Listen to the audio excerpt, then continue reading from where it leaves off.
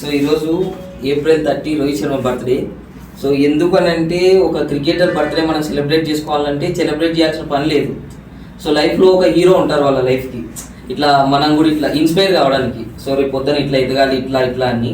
So Rohit Sharma life lesson కూడా అట్లనే ఉంటుంది. ఎట్లా అంటే మనం ఒక వేలో వెళ్తూ ఉంటాం, అది మనకు సూట్ అవుతుందా అవ్వదు. అక్కడ ఏంటంటే ఫస్ట్ ఆయన స్టార్ట్ చేసింది కెరీర్ ఒక బౌలర్గా. ఒక కోచ్ ఎవరో చూసి, సో తను ఎప్పుడో ఒక దగ్గర బ్యాటింగ్ ఆడేటప్పుడు చూసి నీలో ఈ స్కిల్ ఉంది అని గుర్తించి చెప్పడం ఒక ఎత్తు అయితే, దాన్ని యాక్సెప్ట్ చేసి నిజంగా నాకు ఆ స్కిల్ ఉందని తెలుసుకోవడం. ఓకే, మనం కూడా అంతే, మనకు తెలిసిన దారిలో మనం పోతూ ఉంటాం. అట్లాంటి వెల్విషర్ మనకు ఒకరు దొరకాలి, ఆయనకు దొరికినాడు. అండ్ ఇంకోటి ఏంటి అని అంటే కన్సిస్టెన్సీ అనేది ఒకటి ఉండదు ఆయనకు. ఎట్లా అంటే టీంలోకి వెళ్ళడం రావడం, కానీ తన స్ట్రెంగ్త్ మీద ఫోకస్ చేసి ఒకరు 10 మంది 10 సలహాలు చెప్తారు, మనకంటూ ఒక స్ట్రెంగ్త్ ఉంటుంది, దాన్ని గట్టిగా నమ్మాలి. ఆ స్ట్రెంగ్త్ నమ్మే పోవడం అనేది రోహిత్ శర్మ నుంచి మనం నేర్చుకోవచ్చు.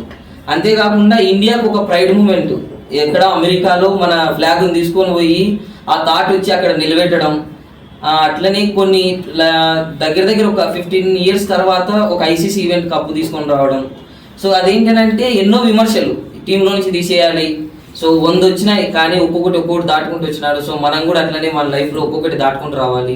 ఇక్కడ ప్రతి ఒక్కరికి ఒక్కొక్క గోల్ ఉంది. మీకు కూడా ఒక హీరో ఉంటారు, వాళ్ళని ఏంటంటే అట్లా ఒకళ్ళని ఊహించుకొని ఏమవుతుందని అంటే బెనిఫిట్స్ ఏం రావు, ఒకరోజు ఏదో ఒకటి సాధించాలనే హోప్ అనేది వస్తుంది అనమాట. సో మీరు కూడా ఒక్కొక్కళ్ళ మీద ఫ్యాన్గా పెట్టుకోవాలి.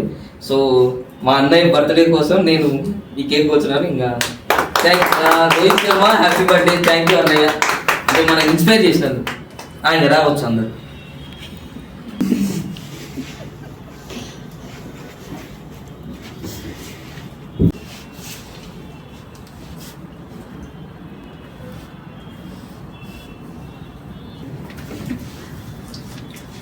కొంచెం